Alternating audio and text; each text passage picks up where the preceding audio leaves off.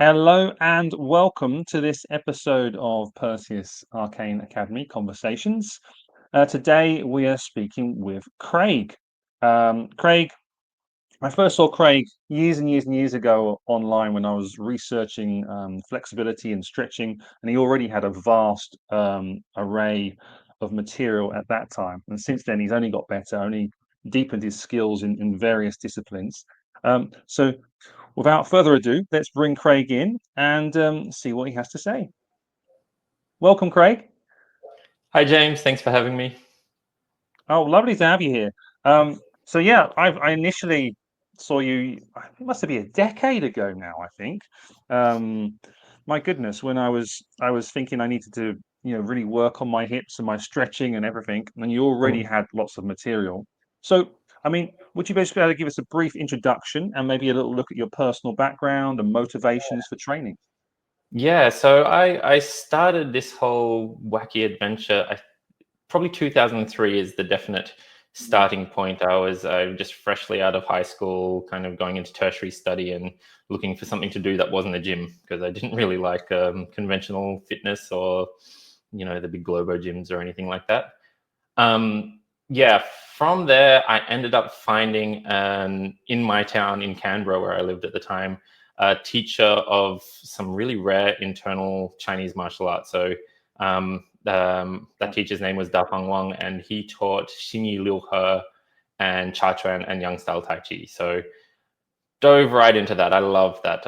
We kind of lots of training, lots of um, like philosophy, Confucian, Taoist, Yeah, and Buddhist. He was kind of teaching that typical trifecta. very But it was, rare. yeah. It was also kind of traditional in the way he presented it. There was not Mm. any like particular cueing, no details. It was just like, do it, follow me, train more. You guys aren't Mm. training enough, train harder.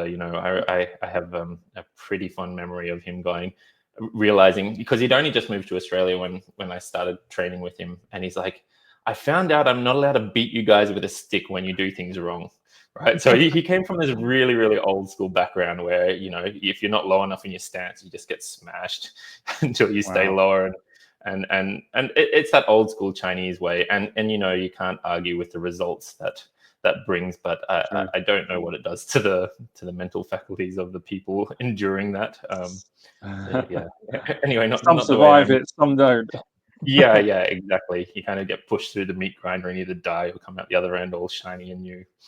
So I was with that teacher for about 10 years. There was a kind of period where he kind of closed down the school and we were a bit set free.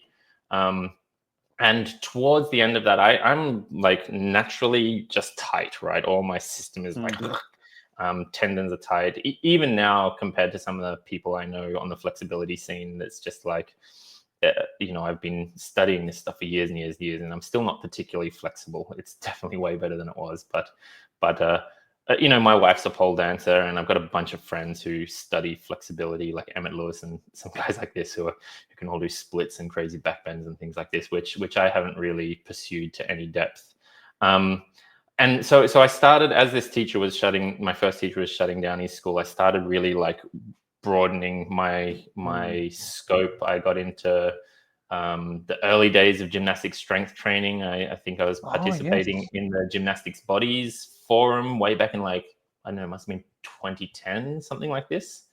Oh, I Um, remember those days. Yeah. yeah. So I was having a lot of fun. Those days were like, I don't know if people who got into that realm who are watching, but those days were a little bit more like the Wild West. There were no understanding of progressions or anything like this. Everyone's like, how do you get a planche? How do you get a muscle up? And people just So trying true. random stuff. And kind of same with the stretching and flexibility side. You hadn't had these people come up with like functional range conditioning and all these things that are super widespread and popular these days. Um, so it was just a bunch of us trying to work out how to do stuff. So as I kind of got involved with that, I also found Canberra is this weird place. Canberra is the capital of Australia, for those who don't know it, and it's like a political capital. So it's like Australia's Washington DC, right? Mm.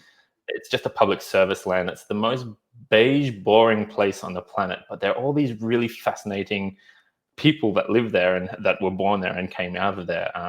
And one of those people is Kit Lachlan. And Oh so yeah. as I was like, I need to do something about my flexibility, and I'm looking up, and everyone's like, "There's this guy Kit Lachlan, you have to go see him." And I ended up just cold calling him, and it turned out he lived like 2 blocks away. And so I went around You're to his so place. fortunate, aren't you? Yeah, First of all, Lil Her Singy, and then you've yeah, got Kit round the corner. yeah, yeah. So I ran around to his place, and we kicked it off. We just nerded out for like 3 hours, and we're like, "Are we best friends?" And kind of cheers to that. And I kind of learned a lot from him in those years. And I've really got to credit him with some of the underlying approaches that I now use in all of my work. Particularly in his method of stretch therapy, you have this idea of like getting deep into a stretch and then finding the hidden line, like the part your body doesn't want to go into, and really Mm. softening into that. That was the big part of his, you kind of get yourself into these weird contorted positions with a partner helping, and then you find that place where you don't want to go and you soften into it and just let the system relax into it as things lengthen and Wow. so on and so forth. And so that process really went in deep somewhere for me, and I don't use it in the same way Kit does anymore, but I definitely use that same process, right? The discovery of the hidden and kind of softening into it. Yeah, and then between Kit and gymnastics bodies, I went on this whole like movement thing. I was a friend of Simon Thakur, for people who don't know, from Ancestral Oh, yeah. Movement. Um, so at the same time, I was kind of learning lots of stuff from him, doing a lot of natural movementy kind of things, and it was just this like super broad in scope, right? It's like stretching, flexibility, strength training, martial arts, internal arts. Really It was wide. just getting like a little while. It was getting pretty vast in scope. Um, and I stayed in that. I actually worked with Simon to make a natural movement wilderness retreat that he's Mm. still running at the moment, and it's super popular. They go out in the bush Gosh. and train everything and anything you can Oh yeah, imagine. I think I've seen some pictures of those. Yeah, they look Yeah, really yeah, amazing. yeah, yeah. That's super cool. So that was like a big like. It's almost like I put the fence down and went like, where can I go? And I just went everywhere that seemed interesting, and kind of just broadened my horizons. It was about that time that the whole movement culture was Mm. bubbling to the surface. You got Ido Portal pushing the movement culture, coming out of gymnastics bodies as well, and so that kind of generalist idea really bubbled to the forefront. I mean, it's still a pretty niche community in the scheme of things, but I think it slowly became more and more well known and well Yeah, appreciated. that was definitely. I remember those days of when, yeah, sort of when Ido came out of, yeah, the gymnastic training, and I had foundations, I think it was called back Mhm. then. Yeah, Trying to yeah, work out again, trying to work out how to actually get some juice out of yep, it. exactly. Yeah, Yeah. so then between all of that, and at one point, I something in me really like loved the Taoist idea, right? This idea of balancing things, balancing opposites, the yin and yang, all of that. Um, and I'm a big Star Wars geek too, so the light and the dark, Star Wars is very infused with a lot of Taoist kind of motifs and mythology. Um, and so then at one point, I discovered a Taoist school online, and I just went like full force into that school and just went a bit mental, training it as much as possible and geeking out. And that school had a lot of different stuff in it. It had magic systems, it had internal martial arts, it had external training, it had Mm. lucid dream practice, it had medicine, feng shui, but it was like a university of stuff you could Wow. access. So I started diving into that. I was still doing all the other stuff, and about 2015, I decided I didn't want to do my conventional job anymore. I was working in an office, and I'm like, I've had enough of this. And Yeah. my wife and I just sold everything, packed up, and rolled over to Europe to see, maybe we'll move to Europe, maybe we won't. And this was, still heavily involved with stretch therapy, in contact with Emmett Lewis, who I mentioned before, Mm. and we decided to just throw a workshop to see what would happen. And a whole stack of people turned up, and it was the most bootleg workshop on the planet. We were just throwing random stuff out to see what people liked, and it was really well received, and people really liked it. And Emmett's partner Eliza was like, "Oh, I'm doing this thing where I'm trying to facilitate workshops. do you want to be my test dummy? And I was like, yeah, sure. And so we started just throwing random workshops as I traveled around Europe. How good is that? And Gosh. people were showing up, and it was just like incredible. So I was just sharing my perspective, and it was a bit of a generalist movement thing, but all the while in the background I'm like soaking myself more and more into this Taoist idea with the internal training, trying to get my head around Mm. it, trying to deepen the basics there, which were looking very different to that movement world. And getting my first taste of ideas of magic and animism, because I was really an atheistic kind of guy. I thought all that mystical stuff was a load of That's shit quite back a then. leap. Yeah, yeah, yeah. So, but I started having these experiences that I'm like, that's just not adding up to the atheist viewpoint. Like these irrational things were happening that just, were wrecking my brain a little bit. Whereas I couldn't find a Can I logical, ask can I ask for an example? yeah, so the best example was the healing and the distance, the travel. We called it astral projection. I think some people call it. And we had some simple drills. So you'd get a friend to have like a big bit of paper with a number on it, Mm. put it on a table somewhere, and you'd have to imagine yourself going to that table and looking at that number. And of course, you can just guess it, right? And Mm. 1 in 10 times you might guess it right. But as you keep doing it, you start getting like hits over and over and over again, and you're like, this is getting uncanny and weird. Like it's getting a bit beyond the realm of coincidence, right? Yeah, yeah. And then we changed the drill to starting to like put random objects and seeing if you can see the objects. And a lot of the times there'd be fails. There'd be you'd get a color right but not the shape or something like this. And there'd be like scattered information. And then one time I did it and I saw this very clear image, and I drew the image and sent it, and what I got back was exactly that thing, and that just like shocked something deep Wow. inside me. And I was like, whoa. um and it was just like, there's no way I could have guessed that image. I hadn't seen that thing before. Not just There just wasn't any chance. And this was like Australia to Europe, you know that that I was doing this. That's So pretty cool. Yeah, yeah, so that and sort of like broke you through from the old thinking to that new thinking. yeah, well, it shocked something in my unconscious, right? Some belief Mm. structure, and it was terrifying. Like that, it worked was actually Mm. terrifying. You think you'd be excited, but it's like, no, no, no, my whole worldview is breaking down here. This isn't Mm. cool, right? And then on top of that, I started to get into healing. And to begin with, it was all hands on. And then at some point, my rational brain is just like spinning, like, how's this working? Oh, it can't possibly work. There must be a rational explanation for it all. And that mechanism just like went so berserk that steam came out of my ears. I'm like, well, I don't know. Let's see what happens. Mm.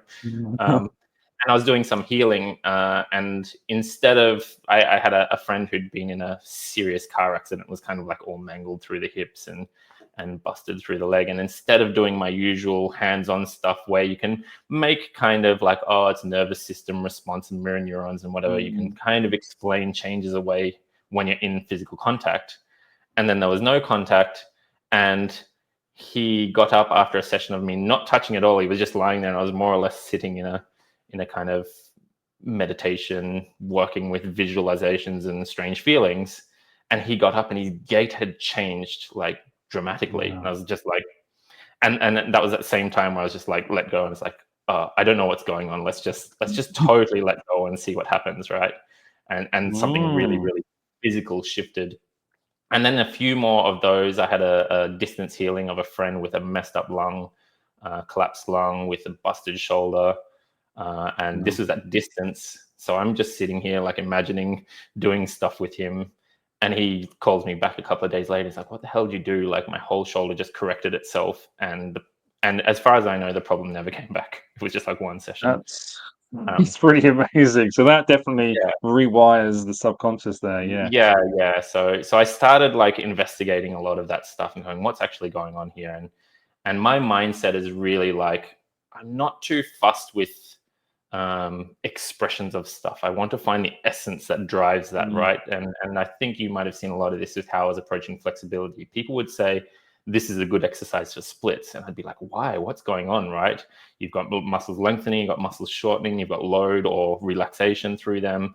I wanted to get to the essence of what's going on with things. And so I did the same with the internal training and with the kind of mystical training. I'm like, what's the base of it all? What's the Mm, foundation of it all? What's the kind of, not the mechanism, but the frame that makes it work? And can we get to that and start training that rather than getting too caught up on the, this is a good true. exercise.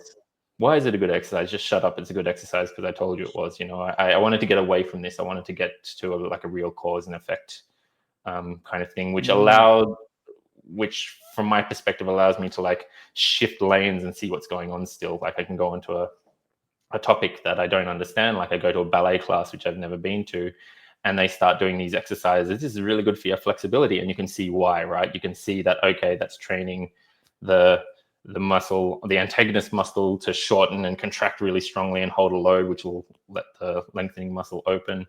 And so I kind of mm. took this logic into the internal arts. I wanted to see what the underlying mechanisms are. And if I went into like a different school of thought, can I see those same mechanisms working in a different way in a different school? So I just went Wow. like into this Very kind of interesting. study of the That essence of that things. in, that time, that internal training there, and those internal martial arts or Mhm. methods that you were using, how drastically different did they vary from your previous 10 years in the Liu He? Because that, I mean, Yeah, the Liu He is known as being quite a rare style for people to find, yeah, and it's quite a yeah. prize to find. Yeah, so the thing that I started realizing was that the intent matters, right? What Mm, you're putting your mind towards makes a big difference. If you do the motion, you can get like really, really subtle, sublime coordination, right? Where I have the whole body coordinating, and that's a very, very different experience to actually. These days, the language I use is releasing the mind into the body, where the mind mm, kind of saturates the body and the two become one. And I started to realize that there's a vast difference between like occupying the mind and like scanning the body and directing it, which can get to really profound levels, right? Really subtle direction where the body's very coordinated and looks like it's all working together and all the rest. But that's very, very different to actually releasing the mind into the body and having the mind occupy the body. And when that happens, because you let go of the intent and all the mental structures that hold you in the mind, you lose the idea of what's meant to happen.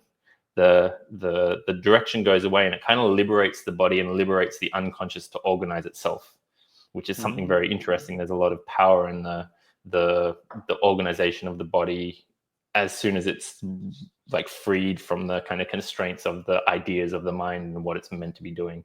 So I mm, started to realize that this is actually um, this was a doorway for me to go deeper into the internal arts, into the internal side of things, and to start exploring what that's about and what happens with that. And as I took that capacity and started exploring it in different modalities and in all the context of the things I'd done, it's like, wow, these things do incredible things when you add this idea over the top of them, right? When you take this essence and insert it into inside something. And being of the mindset I didn't limit it to the internal arts I practice. I've got kettlebells here, and I'm like, can I do the same thing holding a kettlebell? And it started to become interesting. clear where the limits were, right? I can't do it with a super heavy kettlebell yet, even if I can conventionally lift it. If I actually release into my system, if I'm holding a kettlebell that's too heavy, I can't let go of some of that tension. And so I can't actually saturate the mind into that part of the body because it's too closed, and it kind of cuts the process. So it started to become apparent why internal people say don't use weights, but there's context. You can use Mm, weights. It's just limited by your capacity to release that load through your system.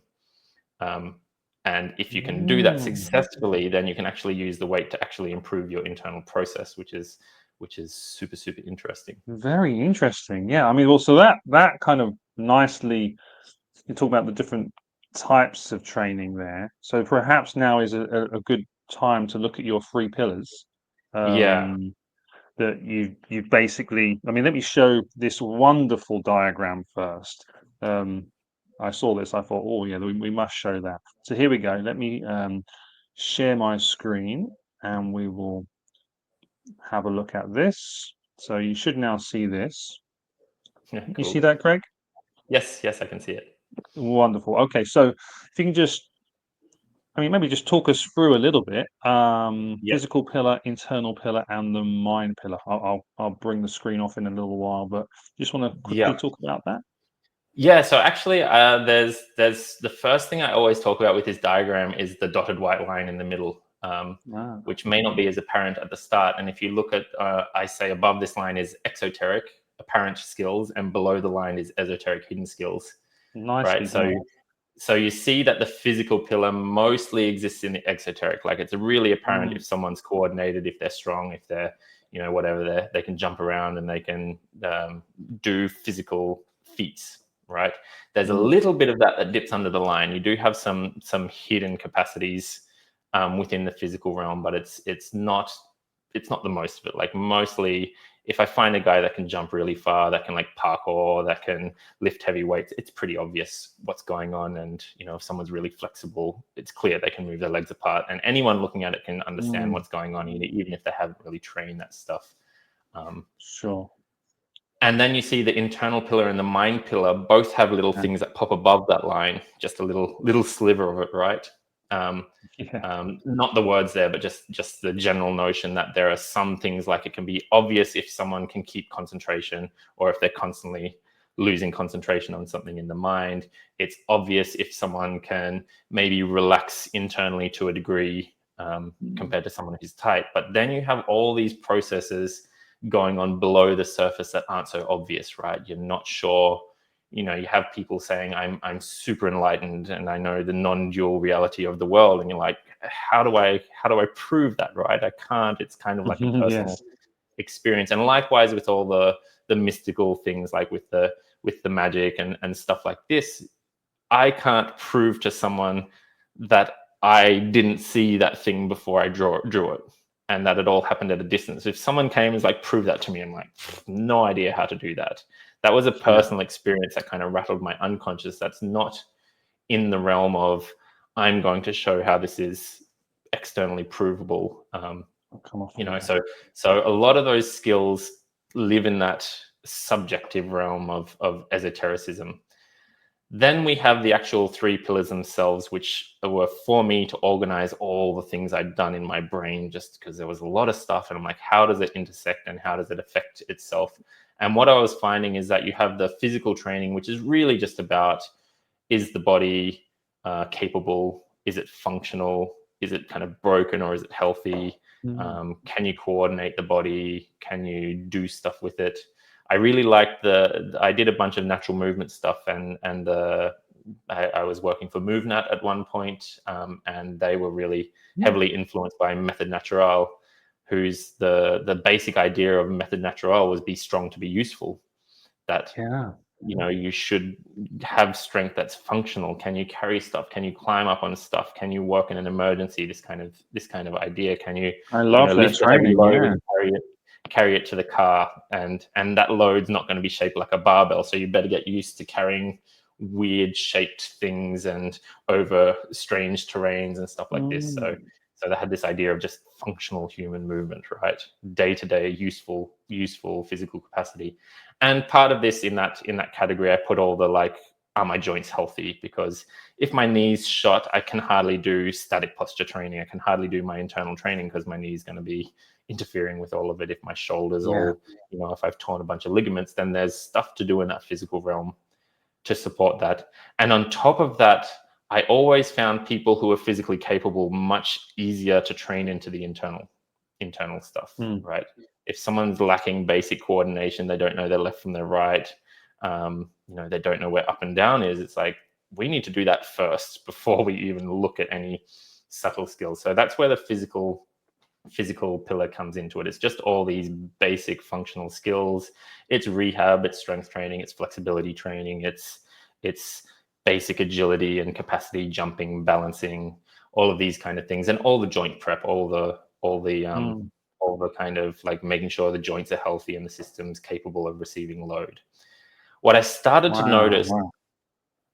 was, at one point, I was taking, like, extraordinary athletes who can do things that are way beyond my capacity, right? One-armed handstands, whatever, intricate coordination, super, super skillful. and they still really struggled with like the basic aspect of the internal training. Like you'd set them up and cue them into it, and it would cook them, and they couldn't handle it. And it was like, wow, that's not carrying much at all. It's So when you really say the basic sort of, they couldn't handle the internal training, when you say internal training, what was that, like a posture or an energetic or? it's a process that Mm, releases tension, so the system can so you can actually soak deeper into the system. And what this process does is it releases all our known ways of doing things. Right, I let go of all the typical habitual patterns of tension that I hold, and I strip everything back. And the only things that won't release are all the weak points, all the points that have been hidden and shadows. And so the process is inherently confrontational to those gnarly bits. And it seemed like the more advanced someone was, the more they were used to being highly capable, the more confrontational that became, right? Because it's like, oh, you can't even stand upright without being in a horrible, oh, I can't. What do you mean I can't stand? I can do flips and stuff. It's like, yeah, but it's a struggle to be in confrontation with these weak links that are mm, kind of preventing you. So it's the good thing about the athletes is they have this work discipline that's already built, right? So I didn't need to encourage discipline in these people. I just said do this and that, and it'll slowly change. And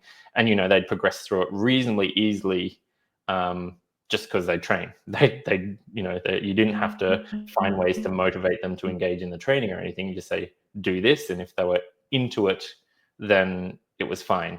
They could take the drills, and they'd progress pretty quickly because there's a consistency in the training. So and on top of that, I didn't have to do any of the coordination or any of the basic stuff like that. So it's like you could easy. pretty speedily bring someone through those basics, but still you needed to do it, right? You needed to go back to the beginning and do the foundation training for the internal stuff, no matter how athletic someone was.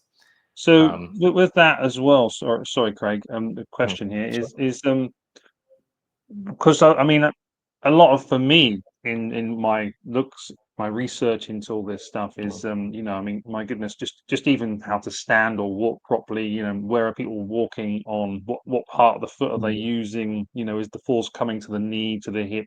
You know, so does that process of kind of doing those basic exercise and letting things strip away, does that kind of redistribute where the force is going through the yeah. body?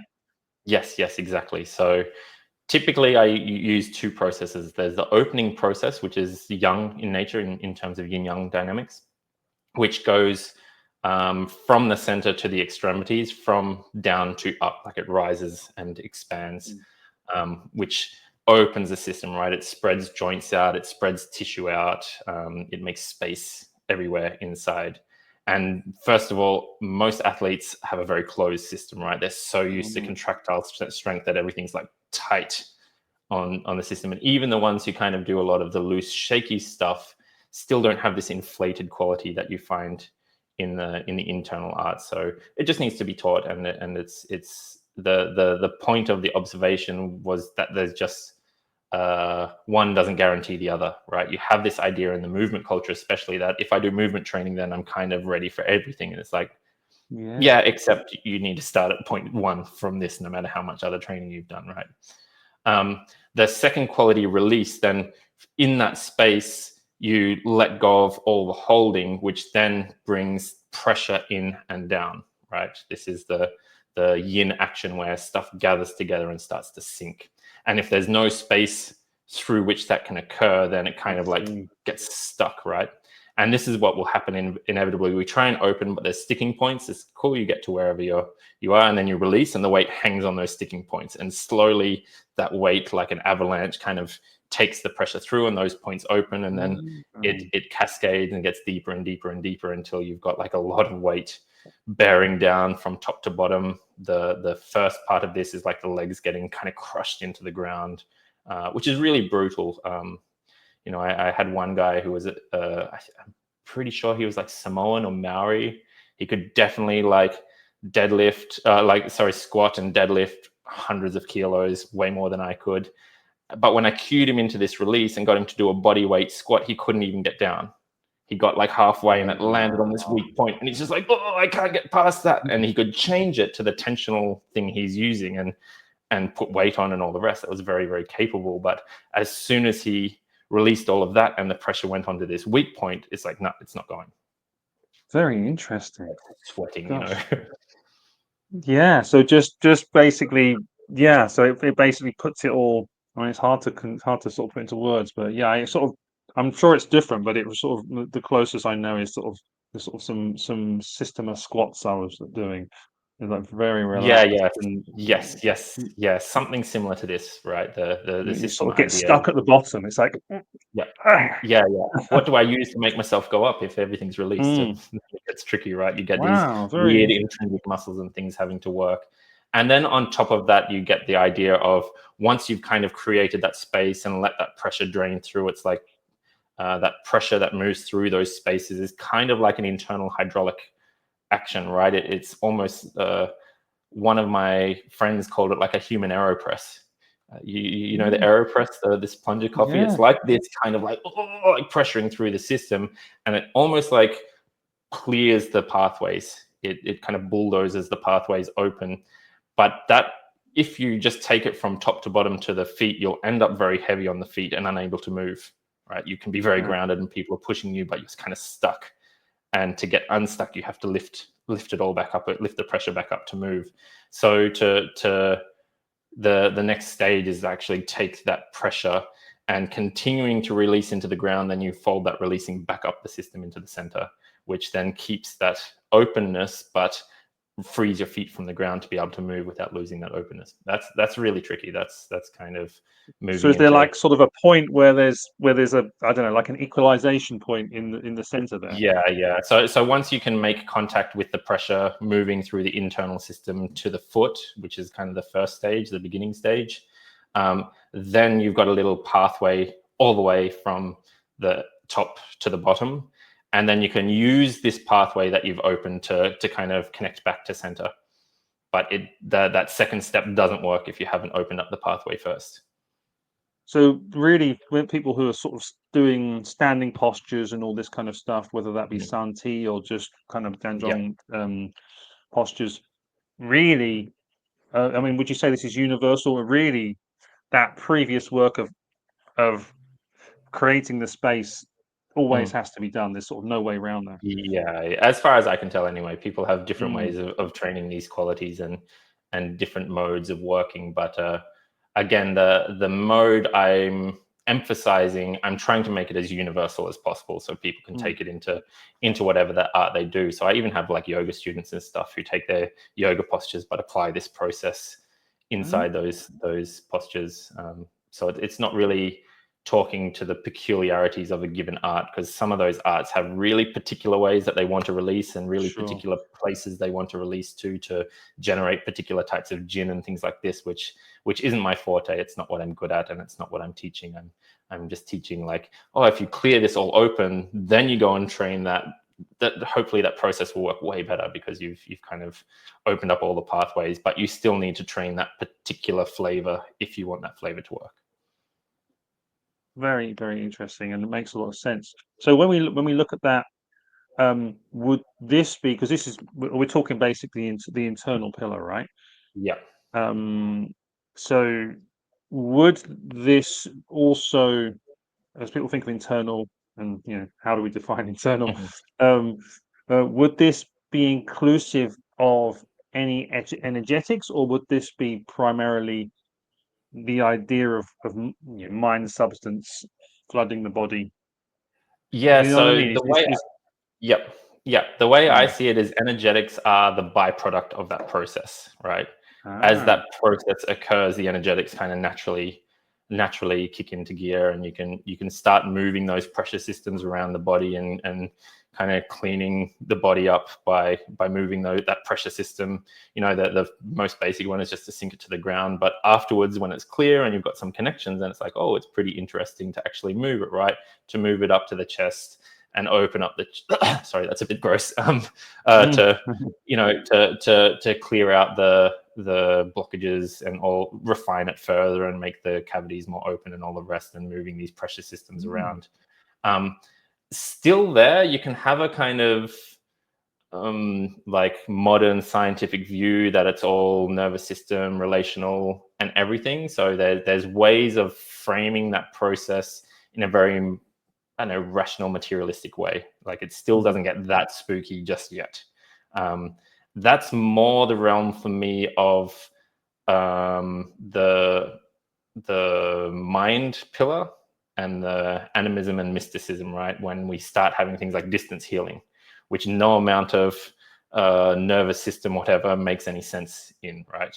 As soon as I'm in here, we can explain it away. Okay, you're just regulating the nervous system, you're releasing pressure in the system and whatever. Yeah, there's heat and stuff. It's a byproduct of this, but you can't explain away distance healing and these like long distance effects that don't have a physical interaction with that framework of thinking, right? You have to shift frame somehow and change, at the very least, to a kind of quantum mechanics entanglement kind of idea if you want to stay in the scientific mindset. But I don't find that frame particularly conducive for learning actually how to do it. No. I actually found the more mythological frames way more useful for the pragmatic side of how do I get someone who can't do it to learn to do it. Absolutely, you need that bridge, right? Okay, well, that's a good time, I guess, to go on to the mind pillar. Yeah. So yeah, how do we approach this? So the mind pillar for me is if we can kind of split our experience up into our five senses, right? We've got sight, sound, bodily feeling, taste, and smell. These are all the yin aspects of our any given moment of perception, right? And mostly in the Neigong, the internal stuff, you're dealing with the felt sense in the body, right? You're dealing with felt senses of pressure, of, you know, whatever comes off the back of this. There can be heat and tingling and all of this kind of stuff. As soon as you move into the mind pillar, you leave that realm and move into the realm of all the mental structures, right? Imaginal structures, what I'm seeing in my mind's eye, weird abstract impressions, like intuition, where it's like, I think I need to go that way, and there's no rhyme or reason why I need to do that. So again, with the mind, I wanted to get to the heart of just the functioning of the mind. How can we recognize the mind and how it works and how the mental structures function, and what can we do with this? And so again, with the sort of the mystical side of things, healing and stuff like this, particularly distance healing, I started going, well, what's going on? I sit here, I imagine a person in front of me. I might physically move my hands, I might physically feel some stuff, but mostly I'm kind of imagining that person, and I'm going with some changes I see in that imaginal realm. And then after that, I get on the phone physically and ask the person, you know, what happened? Did something change? And they say, well, this X, Y, and Z changed. And what I started to notice was that whatever happened on my end was not at all what was happening on their end, right? I've had, and this is even goes for in-person healing. You know, I've done some sessions where I've done my thing, and a particularly new age person would go like, "Whoa, you took me in the astral realm and you took me to the past life and you healed my baby Egypt body or whatever." And I was just like, "Whoa, that went on for you. That did not go on for me at all. All I felt is like some buzzing and tingling and some push and pull and you know, some releasing and stuff like that." And so I started to ask who's right and who's wrong here, right? And the conclusion I came to is that neither of us are right and wrong. We have our perceptions, which are always distorted. They're not direct reality. And this goes for the yin senses too, by the way. Like, I'm not seeing the desk and the computer and you on the screen right now. That scientifically, even that light is hitting my eyeballs, going to the back, being converted to an electrical signal, going to the occipital lobe, you know, being converted again, a bunch of stuff's filled in, it's flipped upside down, there's a bunch of assumptions put, and then some weird image is presented to consciousness. Where that image is being presented, no one knows, right? You can't find it anywhere. And in direct experience, all I have is that image. I don't have a way to get past that image, to touch, to see directly even the light, right? I'm not even getting to the light. I'm getting barely like a kind of a reflection of the light, maybe at best. And the same goes for all my other physical senses, and the same goes for my mind. So I started to frame it that I have consciousness that's seeing my filters kind of like a wall, some sort of objective reality that I can't prove exists, but seems to exist based on what I'm seeing through my filters. Then someone else has their filter, and then their consciousness, right? So there's two filters with some mystery in between.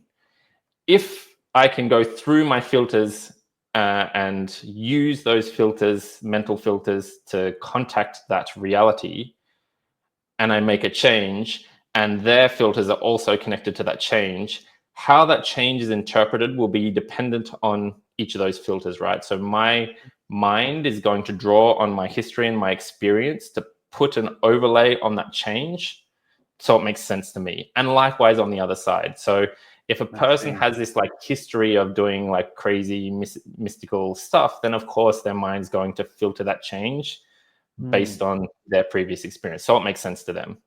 So I came to the conclusion that neither is right and wrong, but I can have a connection or a no connection. And that's very hard to define because I have to check the results in the physical world to see if, my interaction with this mental creation did something or not, had an effect or not.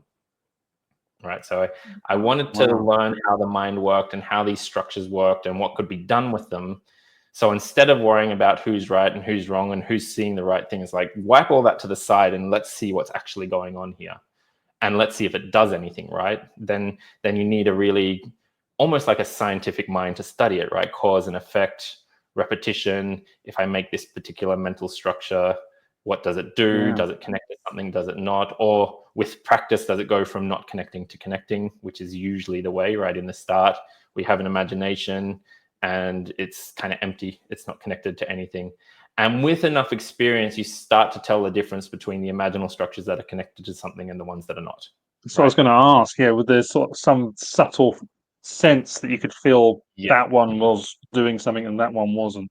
Yeah, and that's just repetition, and it seems to be pretty unique for each of us because our filters are so unique based on our history, right? So it's like a real study of how that all works for any given person, and then also like how the actual mind itself works, because the mind is this weird rascal that wants to trick you constantly, that wants to like flip the screen, that wants to kind of like there's plenty of drills where you can get people to like stare at a physical ball and just see if you can rest your attention on that ball, and the ball starts going woo and running away, and like did it move, and you start spinning, and you can have all sorts of weird effects as the mind rebels against what you're trying to achieve. So you need to learn how this rebellion works, and you need to learn how it tricks you.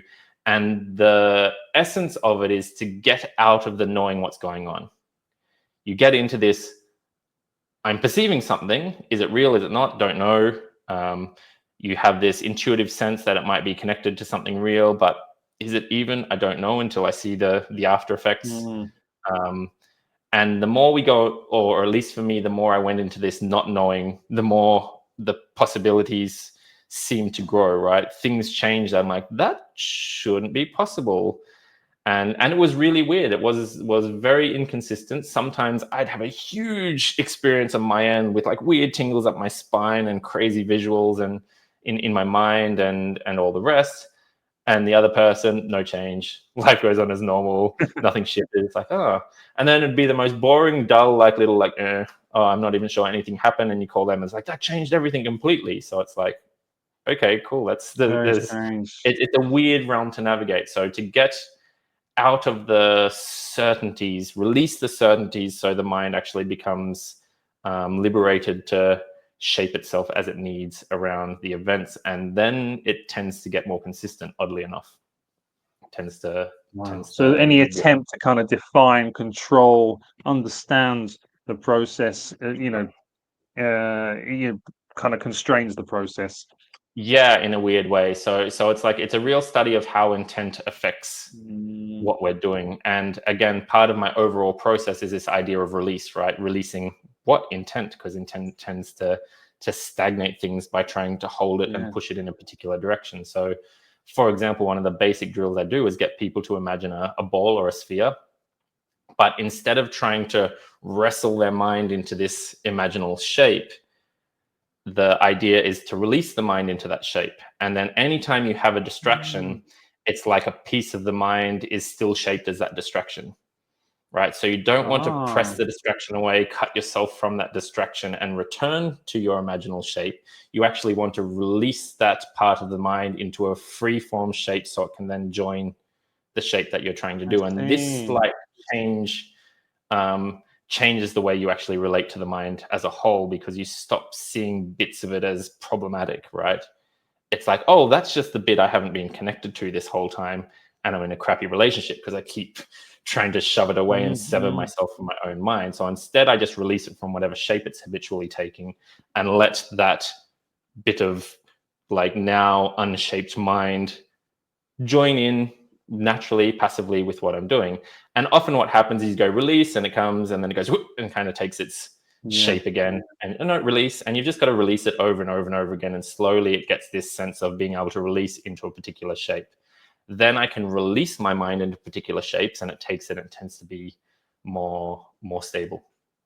So, I mean, because we have sort of a proportion of people, is it aphantasia, is it? I believe the word is, Yeah. or who feel or believe that they cannot visualize. Yeah. So, do you feel those sort of people, perhaps it's just that then the way they're doing it, or would this process work for everyone? Yeah, I would just shift the approach then for people who can't picture a ball. Then Mm, you just think about a ball, right? Have the impression of a mm, ball. mm. Then you can just kind of shift the language a little bit. It Same. doesn't have to be a visual experience. And interesting, it's also just I like just giving a kind of less of detailed description of how the ball is meant to look, because if I just say a ball, then suddenly they're like a tennis ball, a golf ball. What color is it? How big is it? What's the surface? Is it 3D? Is it 2D? And you start to see all the things that the mind relates to the concept of ball, right? You Mm, start to get so the point isn't really to also just keep the ball static. The point is to study the mind, right? Oh, that's how it relates to the concept of ball. There's like maybe the letters BALL, the spelling of the word or whatever your language is. Um, there's the word, there's the sound of that word associated with it. There's the visual image of a physical ball. There's the size, the mm, texture, the quality, the density. Um, there's the function of the ball. Is it a tennis ball? Is it a massage ball? Is it a little ball made of light? Whatever. Then to actually just start to study the associations that the mind naturally makes, just to get to know the mind better, right? Just to get to know its functioning better, not to actually achieve a particular skill set. So this is also a really interesting part of that study. And with that, so I kind of train people to use their mind, and then if they want to go on to use that in ritual magic or animism or whatever, that's again, I'm not trying to give a particular flavor to this. I'm trying to get yeah. a foundation so that the person can pursue their interests, um, whatever they may be. Very useful stuff. The things you're saying, like, I've touched upon, but I think you've explained them really well and really fleshed them out. Wow, really, really interesting. So I mean, these basically these three pillars. I'm sure there's a lot more as well, but Yeah. basically form the basis of your current curriculum. We say current because I Yes. think you're always Yes. learning, you're always developing. Yeah, and I mean, I said this 5 years ago as well, and it changed again. So it feels like it's going to be something I pursue for quite a while, to just refine it and come into a bit more understanding of how it all relates. But already there's just obvious relations between, say, the internal pillar and the mind pillar, in that I Mm, have people come to me who are actually quite experienced with imaginal work and mystical stuff and all the rest. They have their pagan tradition or their whatever sorcery and magic practice that they do, but they've never done internal training, and they're always going, my life's chaos. It's just always crazy. And that's almost universally the case with these people, right? And the advice is often to do some physical training like sports or something like this, And I think that's really good advice. That's the physical pillar I'm talking about. But if we add this internal pillar, then it actually brings another layer that's Mm. more useful for grounding, in my opinion. That if I take the internal side as yin and the mind side as yang, you have this yin yang dynamic. Mm. Yin is more stable, it's more grounding, it's more anchoring. So if I do the internal work, then it makes my adventures in this kind of mental realm have a home base that you can return to that's kind of safe. Mm. Especially when things get really sketchy in the mind, because they can and do, Super as I'm important. sure you're aware, right? And the Yeah, interesting if you've not thing got is, that base. yeah, the interesting thing is, the way I was taught is that there's an actual direct relationship between concepts. So you have the concept of protection, for example, in a lot of these mystical arts. And if you're grounded, if your mind is fully filling your body, then you're protected naturally. You don't actually have to run Mm. these ritualistic protections that are like using an imaginal structure to maintain that protection. But imaginal structures, however well they're made, are still young. They're still Mm. more easily changeable, right? They're not as stable as something yin like the body. So if I can just occupy my body and sink to the ground, I get grounded and I get protected. Likewise, with clearing. Clearing is, I can just unite, use the internal idea of union with everything, and that naturally clears wherever I'm at. So then if we learn these functions on a physical level and test them physically with partners pushing on us and increasing the chaos and so on, then it's more easily translated into those imaginal structures with more Wow. surety, right? If Mhm. I know that in the physical world someone can put a shitload of force through me and I can just siphon that force to the ground and not be bothered by it, then I can take that Mm. quality into the mental realm and say I've got, I'm in my imaginal connection in the astral or whatever you want to describe it as, and there's a bogus power there, a kind of malefic entity or whatever, putting pressure on me. If I have to go to war with that pressure, then it's like who's stronger is going to win, Mm. right? But if instead I know how to just let that pressure move through me, then the strength doesn't matter because I'm not bothered by it, right? And then it goes Oh, interesting. and does its thing. It's like I That's don't very care. interesting what you said there with the partner training. So this is Yeah, what I really like this. There's some other training that I'm part of that does this. Is that it's so good to join these mental and sometimes you know mystical practices with the physical because or to actually test those things with the physical because yeah, then it gives you this way of actually looking at your progress and seeing what's working rather than yeah, just I kind of feel like I was yeah, a winner there or you know. yeah, So I yeah, mean, exactly. so let's go into that a little bit more before we're at 15 minutes and then we'll go into the final words Sure. um, on your teachings. But how does that partner training work? Is it go through the process for us a little bit if you can? Yeah, right. So we have this process of opening and releasing, right? And as I open, I create space, and as I release, I siphon pressure through that space. And it can feel like it's really working when I'm solo, but you have someone put a little bit of pressure, and can you siphon that pressure through Mm. that space as well? Well, maybe or maybe not. And it gives you a real immediate, like, oh, there's my limit. There's where I can release to, and there's where I can't. Not only that, is it gives you a physical experience of release. So you actually start to feel what the quality of releasing feels like. There's pressure, maybe in the hand, someone's pushing on my hand or whatever, however it's going. And then as I release, that pressure drains through the system somehow. And it gets stuck in various spots, right? And as it gets stuck there, I can Mm. release it, release that and let it move further again. And the really interesting thing that we have is our system is a fantastic mimic. If I know release physically, and I know it very well from a lot of training and a lot of actual pressure testing with partners and stuff like that, when it comes to something like a wish where we need to make an intent, first of all, I want to release that intent into its shape, and then I want to like release it out of my mind into the outside world. I can actually copy my already understood physical process of release. I tell the mind to release like that, and it goes, oh, boom, it knows what to do. I don't have to try and work out what the hell release means in my mind. I just tell it to copy the body, right? And it works so much better because we've already had a physical experience. We've got something to Mm, refer to, a reference point that's visceral and makes sense. So then we see the kind of interplay between the two very clearly. But the nice thing about the physical realm is because, as you know, in these things, you're like, release, it's gone. I'm sure it's gone. And then it's like, it's still bothering you in your head, right? Like, oh, why is it still there? Why is that idea still hanging around? I thought I released it. Why is the change that I was looking for not happening?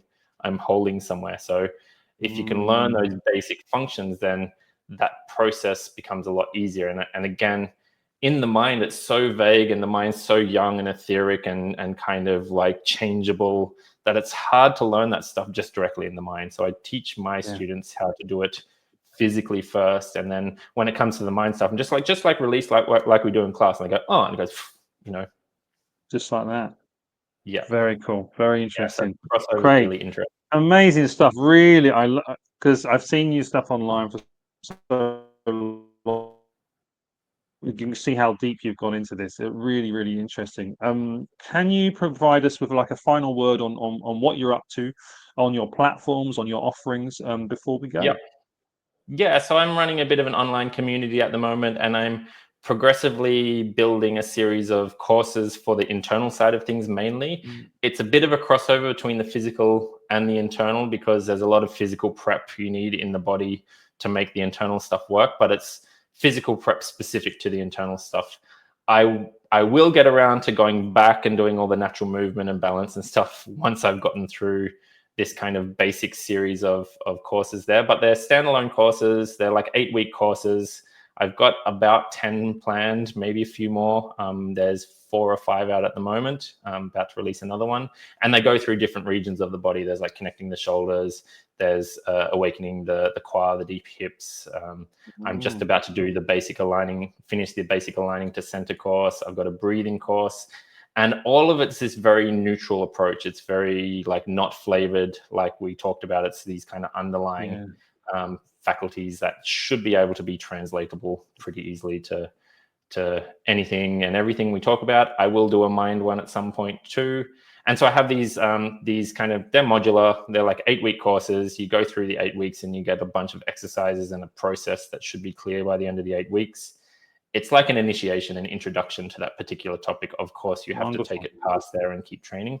And then I do private consultation for anyone who wants to talk about mindset, mind view, physical training, whatever. We can do anything and everything you want in that, including healing. Just make use of any one of my skills. Um, and that's available both locally and via Zoom. As I mentioned, I do plenty of distance healing, and Brilliant. it's only getting stronger, which is really, really fun. And then on top of that, I also have a student program for people who really want to dive into the way I do things, and they really want to go, okay, can you guide me? And Mm, people who partake in this have all sorts of reasons for doing it. I've got some people who just have kind of broken bodies who want to rehab their body and start feeling better.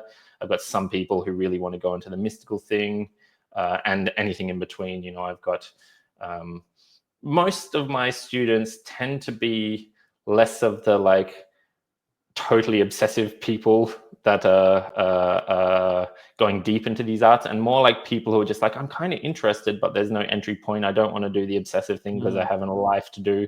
So I work with them to yes. balance these practices with just day-to-day existence, and how to let these qualities fuse into their day-to-day life so they don't have to be kind of imprisoned by doing hours and hours and hours of practice every single day. They can actually Wow. do the things with their life that they want to do. Yeah, so that's part of my student program. On top of that, I've got an Instagram account that I'm really trying to be better at releasing stuff on. Same with YouTube. I'm putting a bit of free stuff up on YouTube, and we'll put more of that on as time allows, and filming allows. And generally, I'm always happy to nerd out on this stuff with anyone who wants to talk about it. So please feel Wow. free Well, to send an email or contact me on socials.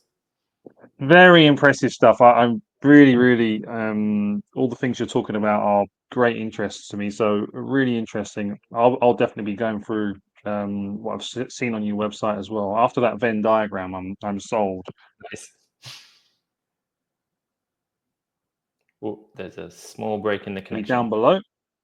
All of the links are going to be there. and so you'll be able to contact Craig and get involved in his offerings. Okay, Craig, I'll close off there. Stay on the line, and we'll just have a few words afterwards. Okay, Excellent. Thanks for having me. lovely to have you. Okay, so there we go. That was our conversation with Craig. I mean, very in depth, very amazing material. Check out all of his work below. It's really a worthwhile material. He's really gone into this, as you can see. Okay, so thank you for watching this episode, and I will see you on the next episode of Perseus Conversations. Thank you.